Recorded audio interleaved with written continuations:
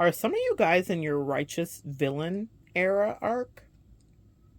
Food for thought. Greetings, guys. Welcome back to my channel. My name is Monette.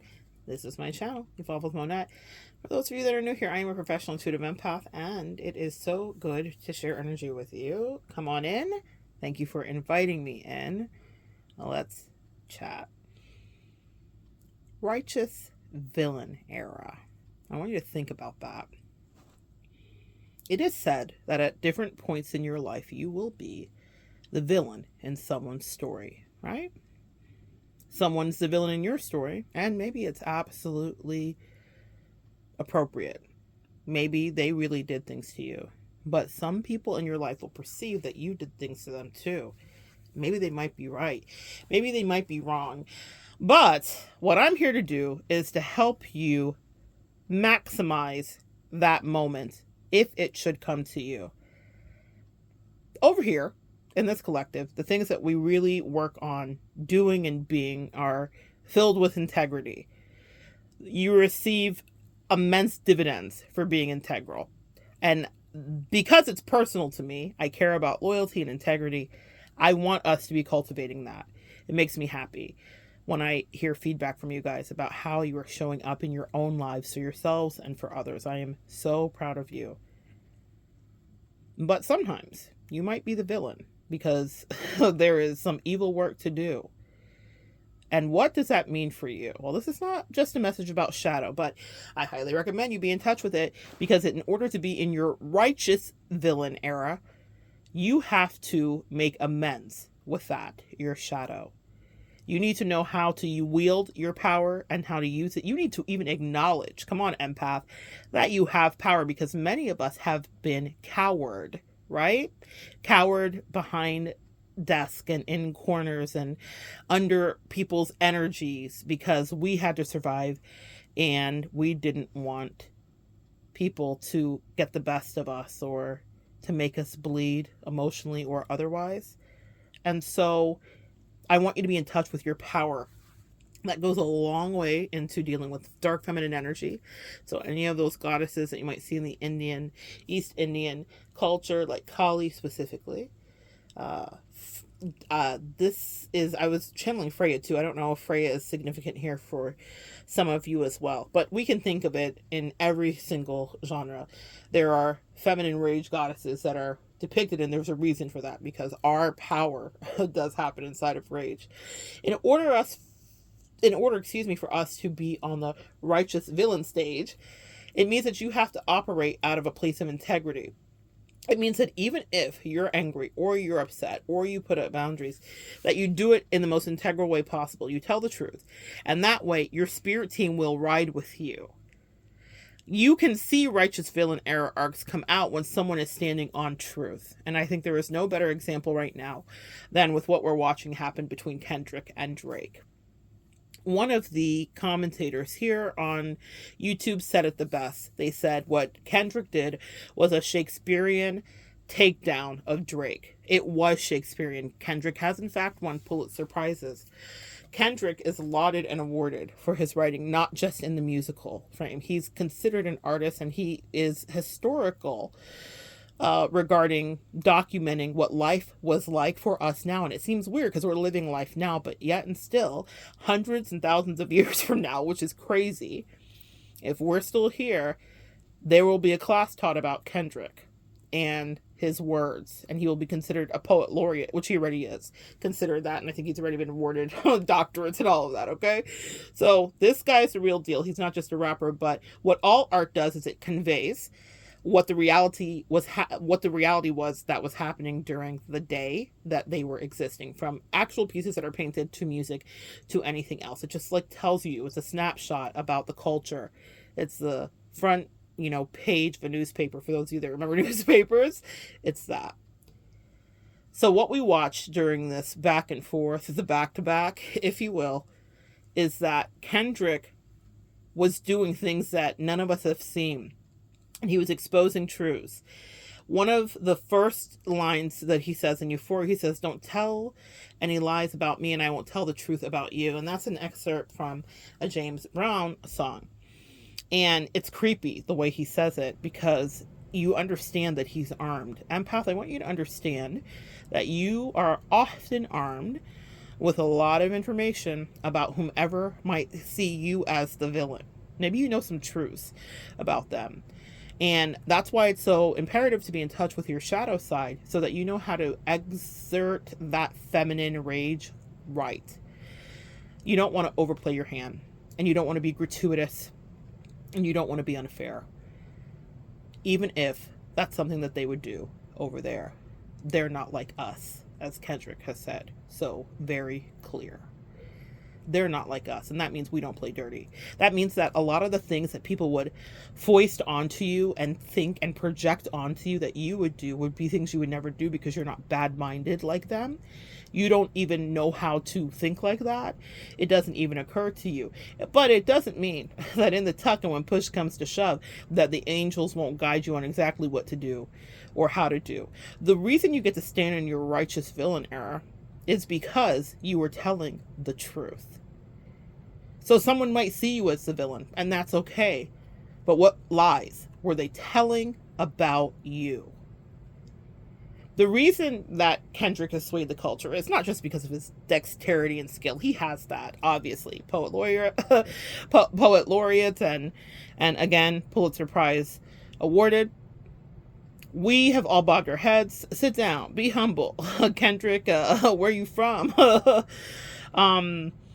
Good kid, Mad City. I'm saying things, I'm trying to like edit myself as I'm saying it, because, you know, YouTube. But the point is, Kendrick has followed us throughout the years. And I feel like for some of the people's lives that you've been in, you have maybe known them for years too. But throughout all of the years, he's had this bone to pick. And the bone was with Drake, but also it was with the truth. He's been saying the whole time, you're not being integral. You're not honest even to yourself. In Meet the Grams, he excoriates him by peeling back the layers of his flesh. Oh my God, a strip at a time. He begins by chastising his mother and his father. Actually, he begins by addressing his son directly. And he says to him, essentially, it's too bad your father can't actually be the father that you deserve. Please play this back when you're 18 if you want to really hear the truth and understand these words that I'm saying. If you need guidance on how to be a man, I'll be your pappy, son, because he's too busy on the run chasing his addictions and his malfunctions and his idiocy. It is scathing. And it is something that feels like it's from the Renaissance eras, because it's going to be something that plays out. This kid will play that when he's 18. And whatever experience he had with his father, even if it was an absolute dream, he will understand how we are all flawed and human, and he will start to see the fallibility in his dad. And the fact that Kendrick forecasted and predicted that, well, it happened because he operates out of truth. One of the things he says is, in another disc, he says, you know, I'm going to be home with my kid. You don't know nothing about that. Teach him how to pray. You don't know nothing about that. I'm not trying to be famous. You don't know nothing about that. Kendrick is famous, but his beef with Drake was that Drake likes the fame. He wants to be seen, and he neglects the things that Kendrick deems should be the priority. And in this case, Kendrick is right. And that's why it swayed the zeitgeist. Because Kendrick was right. We do uphold moral standing and behavior. We do have a norm of expectation for our fathers and mothers, even if they were never met. And the reason I'm saying this to you regarding your situation and whatever villain arc era you might be in is that you never forget. What were they not doing? What were you doing? And where was the truth? So if someone is saying that you've turned into the villain, how do you handle that? And is it fair? Well, it's fair if there were certain guidelines that weren't being abided by there, as far as I am concerned. And you don't get to be the judge of someone else fully, and neither do I. But we do have morals in our society. And we do care about lies. None of us like to be lied to. All of us have told a lie. That part. That's what shadow work is about. Understanding our duality and our duplicity at times. Kendrick admits to his faults and he talks about his shortcomings, but his shortcomings are not Drake's. And that's where he absolutely makes the most incredible case. There were some people in your life that were perverse. That is the accusation that Kendrick has lobbed against him, that he's actually created this gorilla glue that's sticking to Drake, which none of us have ever seen, a Shakespearean takedown. And his reply to, I think it was Dropping Gimme 50, and one of his replies, diss tracks, initially Drake was up, and he was talking a lot of cash shit.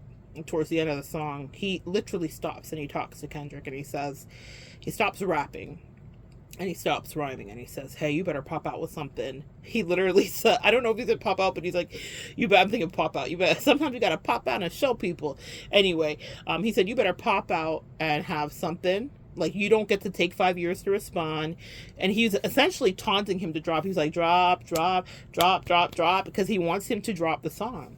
He wanted the fight. He wanted the smoke with Kendrick. Some people wanted smoke with you. They were taunting you. They were playing with you. They were judging your height and size, and they didn't know that you were a spiritual giant. Another dispersion that was cast by Drake onto Kendrick, he said, to talk to you, I had to hike down. How are you going to be big stepping, which he's alluded to one of Kendrick's songs, Mr. Morale and the Big Steppers. He says, how are you going to be big stepping with the size 7 man's on?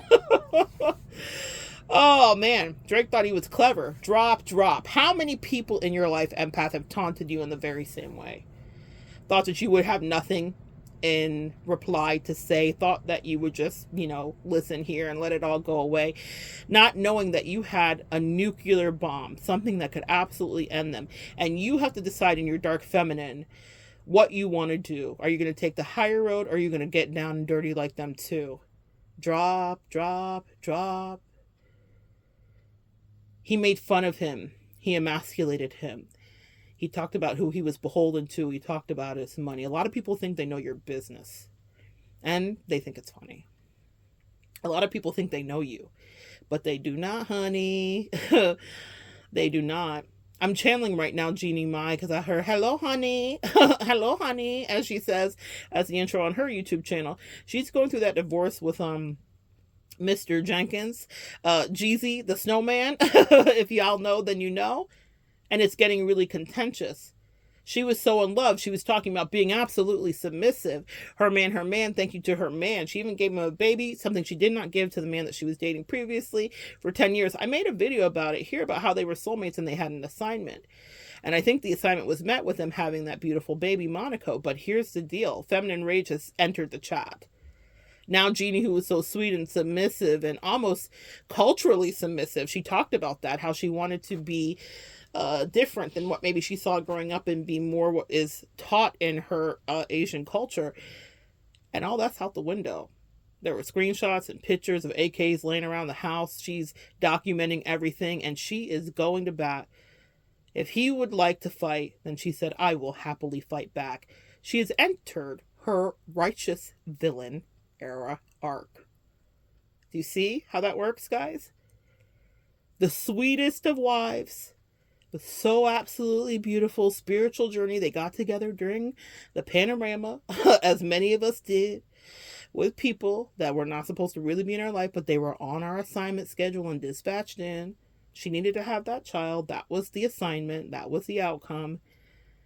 But now the gloves are off. There will be times in your life, Empath, where the gloves will have to come off. And people will assume, because of your stature, because of your upbringing, maybe because they've been able to abuse you in the past, they don't know that you've been paying attention and watching the videos and reading and investigating and doing your work and being in touch and okay with your rage, that you will absolutely fight back. But you will. And you will be vindicated in that. The reason they're not like us is playing out of every speaker and is set literally the West to East Coast and internationally on fire is because none of us like a liar. None of us like liars. And collectively we can relate to people that want to live on the fringes of society and then still be pompous and posture that they are great, and with their arrogance and their piety. They're not like us. That's not something that we would do, Empath. And so Kendrick could hold Drake's feet to the fire, and it's a bonfire that seems like it's going to last. This will forever be an indelible mark on Drake's career. It took someone with a Shakespearean bent, with a crown of thorns in his hair, to descend among us and act like a regular person, even though he's a multi-millionaire. Him and Drake could not be more different, and he was not wrong. And the ancestors support him in this Shakespearean takedown, because he didn't just make an anthem, he made a song for people that are tired of being stepped on, by people who are not following rules, by people who are not even following the rules of humanity. It's okay to be a rule breaker to a certain degree, but every once in a while you might be dispatched in to perpetrate a certain kind of righteous villainy. Especially if someone is out of order, if they've overstepped their boundaries, and if they've gotten away with it for much longer than they ever should have. If they've ever treated anybody terribly and left you down bad. It doesn't mean that you take up karmic retribution, but it does mean that you will be guided and shown the way to do the things that you need to do, or say the things that you need to say. And you should not feel away. That's where the righteous part comes in. That's where you can be a little indignant, because if you did it right, and if you did your shadow work, and if you lived in the light, and if you were honest with whoever was in your life, and you tried by every means to do them right, and they still step over the proverbial line, well, Kendrick already wrote words for that. And they're mighty fine. Sometimes you gotta pop out and show. We'll call it folks. Sometimes you gotta pop out and show folks. Drop for the 50 top, whatever Drake said. He literally taunted him. Drake is clever too. Scorpionic energy. He knows exactly how to do what he loves to do, which is troll everybody. And there have been trolls in your life, empath, that have been overstepping boundaries with so many people. So do not question when that fire is lit and Kali is raging through you and you're eating the heads of the demons because you cannot stand injustice, which is what Kali is associated with. She's not just evils for evil's sake. She's not wearing the skulls and the heads for no reason. It's because people were demons, and Kali hates demons.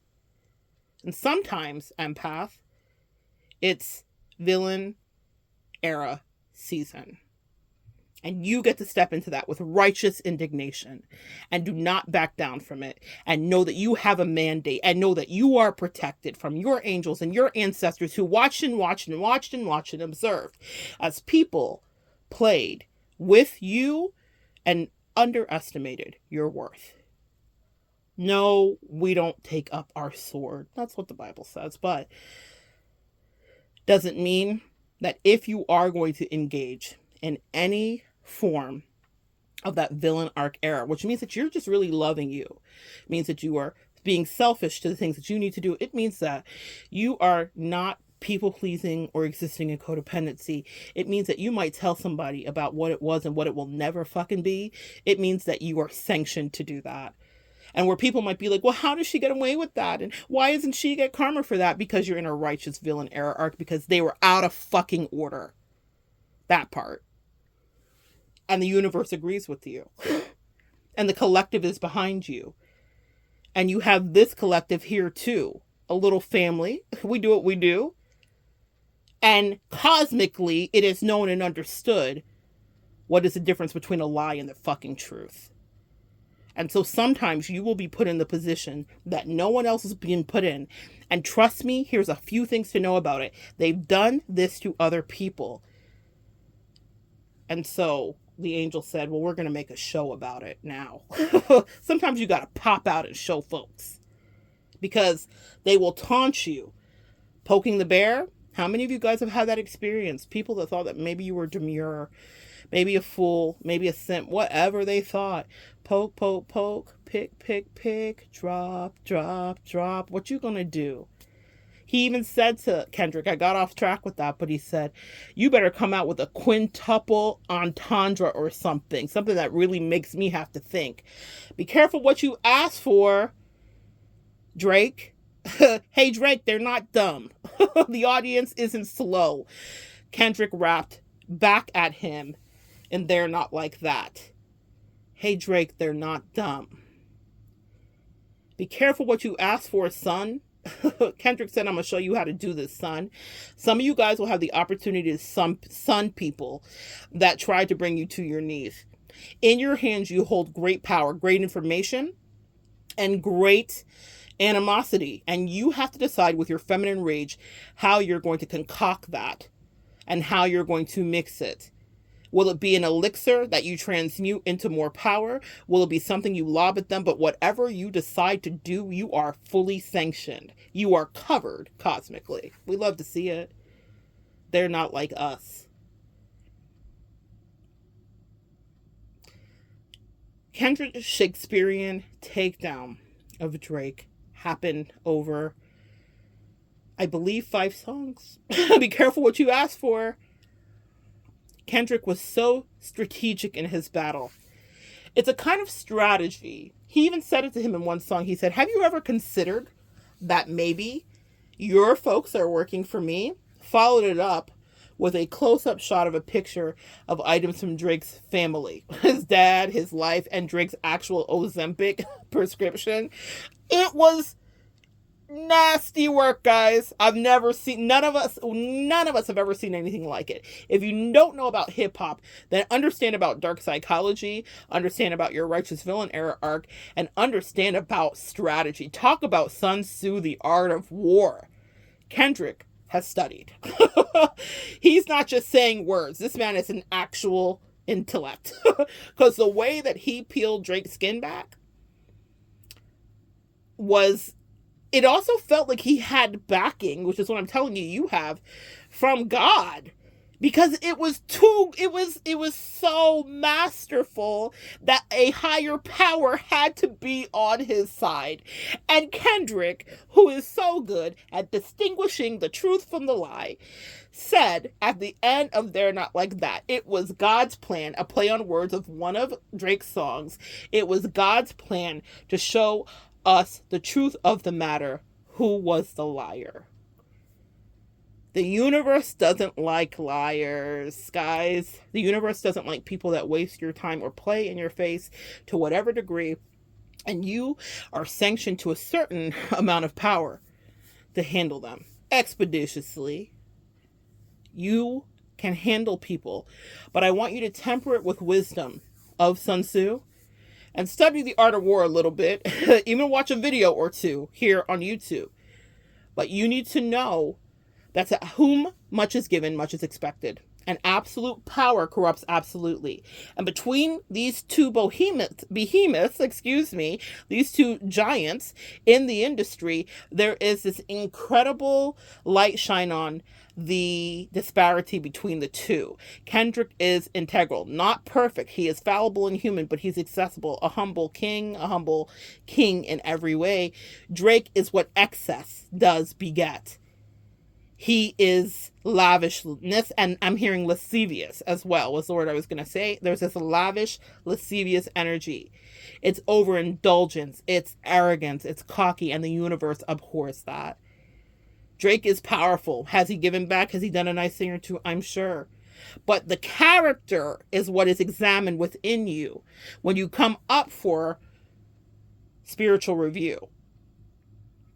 And in this case, Kendrick was in his righteous villain era arc, and he was allowed absolutely to do everything he has done to take Drake apart. Because this wasn't just about Kendrick's beef with Drake. It was a spiritual, intergalactic judgment on a man who has played in so many people's face.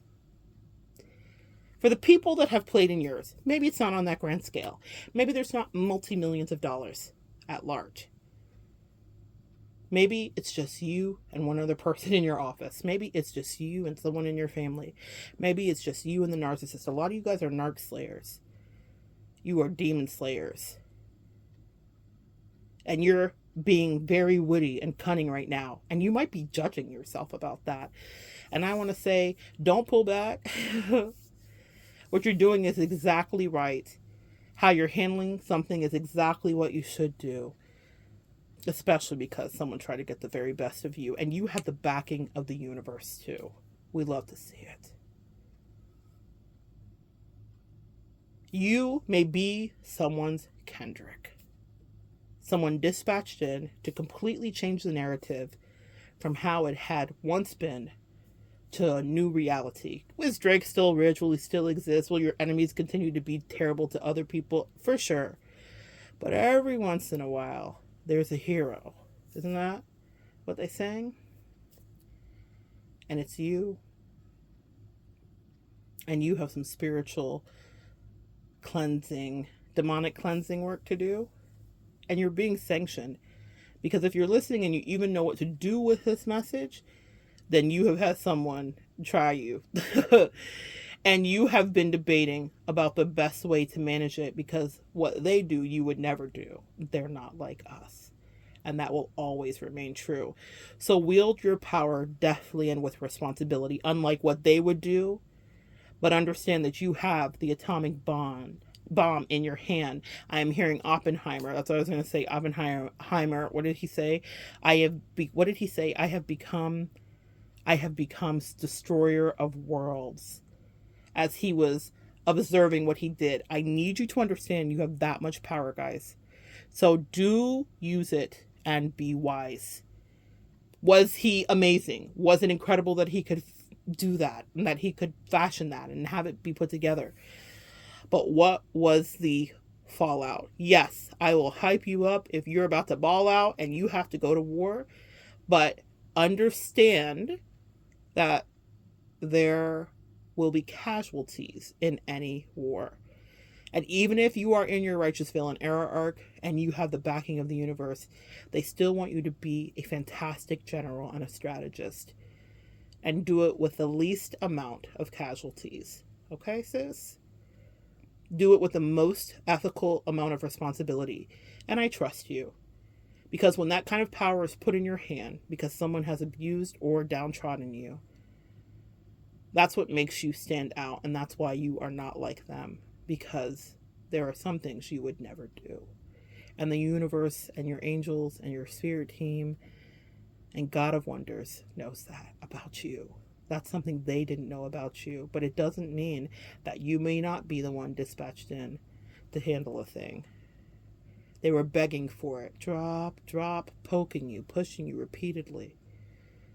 In one of the songs, Kendricks says, "Can I bleed him?" And then he answers himself. And he says, "Bet," which is a call and response that would happen colloquially. Can I bleed him? He's asking the proverbial crowd that he was writing to that hadn't heard the song yet. He's asking his conscience. He's asking his spirit team. You guys get it? Kendrick is in alignment spiritually, I do believe. He is working with a higher power of which he believes. And he knows that Drake does not believe in a higher power. Drake says he's the sixth God. Now, God is in all of us, yes, that's debatable, and understood to a certain degree. But do you see the difference between integrity and piety? Drake is the sixth God. Kendrick prays to God. That part. That's the difference between you and them, Empath. Between them and us. And they're not like us. Because in a higher power, we trust. Can I bleed him? Bet. And then he begins to say some things that are so funny. One of them is, I believe when you stand next to Sexy Red, you think you see two bad bitches. The way he broke this man down, you have the opportunity to bleed somebody. But they want you to take inventory about how you want to break them down. How much you want them to be in your energy before you take them to spiritual retribution Pound Town. If you know who Sexy Red is, that'll make sense to you. Different kind of Pound Town, but a beatdown, figuratively speaking, is in your hands. So, with that feminine rage that is brewing inside of you, Decide if you want to be Oppenheimer looking after the destruction, because our rage is very powerful, saying, I have become destroyer of worlds. Or do you want to be Kendrick, where you literally have plagued their life for decades, where you will haunt them. You guys don't ever really want to haunt anybody. It's not anything we really want. But that's one of the things that happens. I've seen it happen with clients all the time.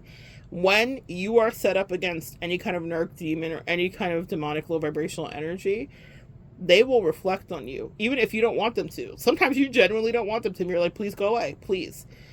But that's the price that they have to pay, because they decided to play in your face and they didn't know who you were. They just saw you as a little bro, but behind you was Metatron and angels and people they don't know and ancestors that were watching them the whole time that said, you think so? Can we bleed them? They've been asking while they were taunting you, drop, drop, drop. Behind you was your ancestors saying, can we bleed them? Asking, can we bleed them yet? And finally, you get to decide with your free will to say, bet.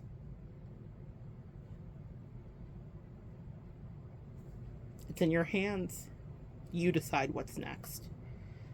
You've just entered your righteous villain era arc. And Empath, what you need to know is you are a fucking threat. So good sharing energy with you. Come back and join me next time and we'll continue to evolve together.